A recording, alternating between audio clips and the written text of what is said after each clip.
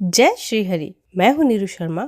आस्था और उपाय में आज हम करेंगे 15वां अध्याय। तो श्री हरि के चरणों का ध्यान करके चलिए कथा शुरू करते हैं। श्रुतिदेव जी बोले, हे राजन, मधुसूदन भगवान के प्यारे वैशाख महात्म्य का फल और भी सुनो। यह पाप नाशक है। प्राचीन काल में पांचाल देश में पुण्यशील और बुद्धिमान भूरियश का पुत्र पुरुयश था। पिता के मरने पर वही राजा हुआ। वह बहुत शूरवीर और उदार था। धनुर्विद्या में बड़ा प्रतापी था। धर्म पूर्वक पृथ्वी का शासन करता था, परंतु पूर्व जन्म में इसने जल दान नहीं किया था। इस पाप के मारे कुछ काल में इसकी सब संपत्ति नष्ट हो गई। महारोग से पीड़ित होकर घोड़े हाथी सब मर गए।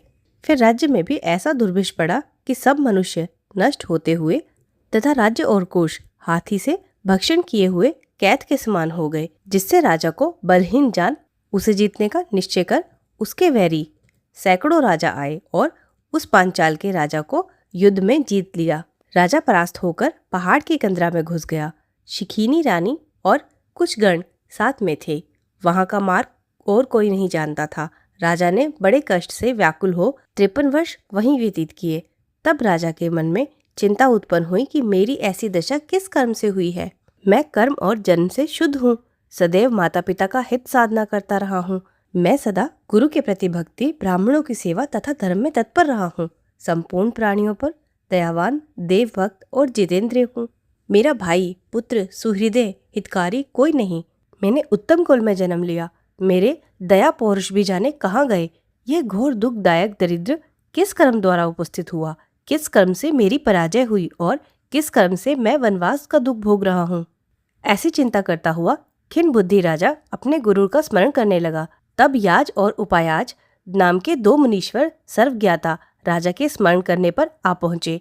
राजा इन्हें देख सहसा खड़ा हुआ और भक्ति पूर्वक शीश झुकाए वन में वास से पीड़ित, राजसिंह से हीन, वन में मार्ग ना जानकर थोड़ी देर चुपचाप खड़ा रहा। फिर उनके चरणों पर गिर पड़ा। तब दोनों मुनियों ने अपने हाथों से राजा को उठाया और आंसू पोंछे। तब राजा ने उनका विधिवत पूजन किया। इस प्रकार से जब दोनों ऋषि सुख पूर्वक बैठ गए, तब शीश नवाए राजा ने प्रश्न किया, हे मुनिवरों, मेरे दुख का कारण कहिए। मैं कर्म और जन्म से शुद्ध हूँ। पितृश्वर और देवता सबका हित करता रहा हूँ। पाप से डरता हूँ। प्राणियों पर दयावान और गुरु के प्रति भक्ति रखने वाले मुझको दरिद्र का क्या कारण है। मेरा कोष क्यों नष्ट हो गया। शत्रुओं ने मुझे कैसे जीत लिया। मैं वनवास में वास करता हूँ। मैं अकेला क्यों रह गया हूँ। मेरे पुत्र पौत्र भाई बंधु हित सुहृदय कोई नहीं रहा। मैंने निष्पाप हो राज्य का पालन किया, फिर भी अकाल कैसे पड़ा। हे मुनीश्वर, यह सब कथा विस्तार पूर्वक मुझसे कहिए। राजा के अत्यंत दुख भरे ऐसे वचन सुनकर थोड़ी देर ध्यान कर दोनों मुनि कहने लगे। याज और उपयाज बोले, हे राजन सुन, हम तेरे दुख का कारण बताते हैं। तू पिछले 10 जन्मों से अत्यंत घोर पापी व्याघ्र रहा। तब तू बहुत निष्ठुर, संपूर्ण जीव मात्र की हिंसा में तत्पर रहता था। धर्म, इंद्रिय दमन और शांति तुझमें लेश मात्र न थी। तेरी जिह्वा से कभी विष्णु भगवान का नाम उच्चारण भी नहीं होता था। तूने कभी मन में गोविंद चरणारविंद का ध्यान नहीं किया, ना कभी परमात्मा को नमस्कार किया। हे राजन, ऐसे ही तेरे पाप करते करते 9 जन्म बीत गए।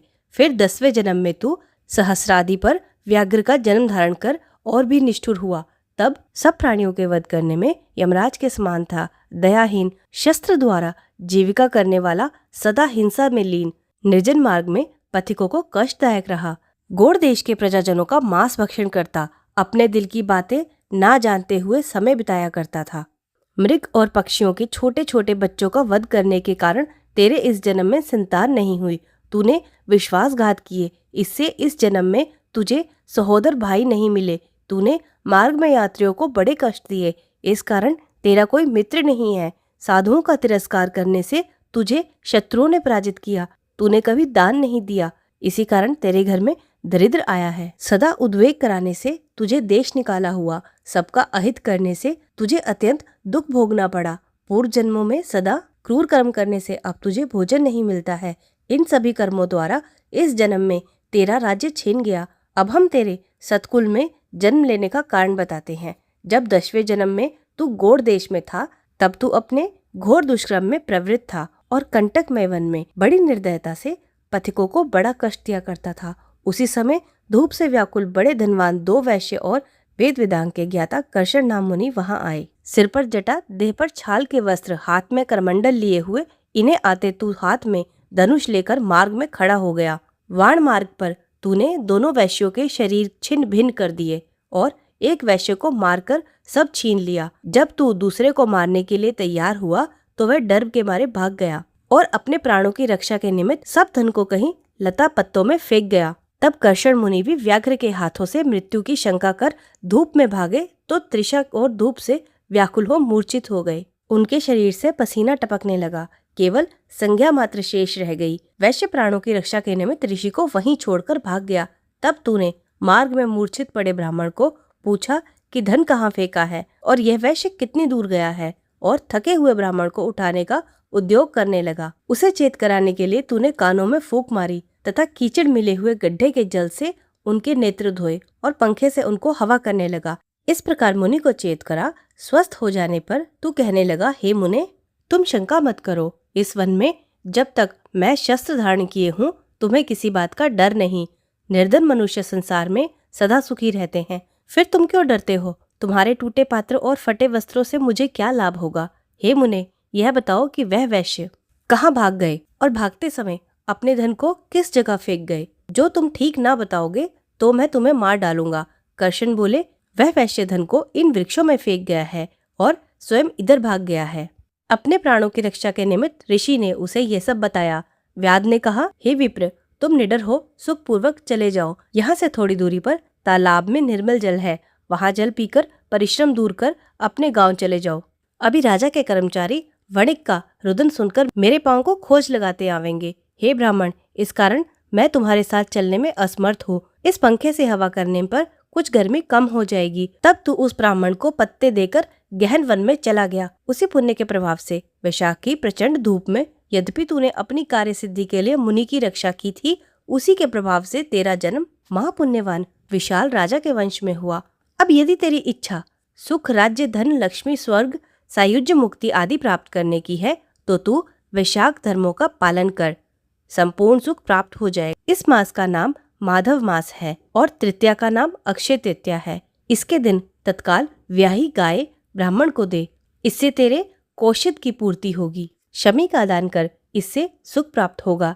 छत्री दान कर, इससे साम्राज्य की प्राप्ति होगी। विधि पूर्वक स्नान करके माधव भगवान की पूजा कर और दिव्य प्रतिमा का दान कर, इससे तेरी विजय होगी। और हे राजन, यदि तुझे अपने समान पुत्रों की इच्छा है तो संपूर्ण प्राणियों के हित साधन के निमित्त प्याऊ लग। और हे राजन, विशाख में कहे गए संपूर्ण धर्मों को कर, इससे सब लोग तेरे वश में हो जाएंगे। जो तू निष्काम होकर इन संपूर्ण धर्मों को करेगा, इस वैशाख महीने में मधुसूदन भगवान की कृपा तुझे प्राप्त होगी और विष्णु भगवान साक्षात दर्शन देंगे। जो मनुष्य इन कल्याणकारी धर्मों को करता है उसे अक्षय लोक की प्राप्ति होती है। यह सब बातें पुराणों में लिखी है। हमने जैसी कान से सुनी अथवा आंख से देखी है, यह सब तुझको सुनाई। ऐसे कुलपुरोहित दोनों ब्राह्मण याज और उपयाज राजा को समझाकर अपने घर को चले गए। तब महापराक्रमी राजा ने पुरोहितों की आज्ञा के अनुसार श्रद्धा पूर्वक इस वैशाख के सब धर्मों का पालन किया और उपदेश के अनुकूल मधुसूदन भगवान का पूजन करने लगा। एक ही महारथी ने सबको जीत लिया। जो राजा अपने अपने देश को छोड़कर भाग गए, उनके कोष, हाथी, घोड़े स्वयं वही राजा ले आया। राजा 10 अरब घोड़े, 3 कोटि हाथी, 1 अरब रथ और 10 सहस्र ऊंट, 3 लाख गधे पुरी में लेकर आया। विशाख में बताए गए धर्म के प्रभाव से तत्क्षण ही सब राजा उसे कर देने लगे। उनके संकल्प जाते रहे, चरणों में आ पड़े और पांचाल देश में बड़ा सुभिक्ष हुआ। मधुसूदन भगवान की कृपा से वह चक्रवर्ती राजा हुआ तथा उसके 5 पुत्र बड़े गुणवान, शूरवीर और उदार हुए। धृष्टकीर्ति, धृष्टकेतु, धृष्टधुमन, विजय, चित्रकेतु हुए। वे सब मयूरध्वज के समान हुए। धर्म से प्रतिपालित संपूर्ण प्रजा राजा से अनुराग करने लगी और वैशाख के प्रताप से तत्क्षण सब विश्वास करने लगे। फिर पांचाल देश का राजा निष्काम चित हो मधुसूदन भगवान की पूजा के लिए सभी धर्म करने लगा। जिससे प्रसन्न हो मधुसूदन भगवान ने अक्षय तृतीया के दिन साक्षात दर्शन दिया। अच्युत भगवान को देख राजा बड़ा विस्मित हुआ। नारायण चतुर्भुजधारी, शंख चक्र गदा पद्म लिए, पीताम्बर धारण किए, वनमाला पहने, लक्ष्मी तथा अनुचरों सहित गरुड़ पर बैठे हैं। उनके असहनीय तेज को देख नेत्र बंद कर लिए। फिर उनके दर्शन कर हर्ष के मारे उन्मत्त किसी चेष्टा करने लगा। सब देह पर रोमांच खड़े हो गए, नेत्रों से आंसू गिरने लगे। अत्यंत भक्तिपूर्वक हाथ जोड़ शीश झुकाए स्तुति करने लगा। इति 15वां अध्याय संपूर्ण।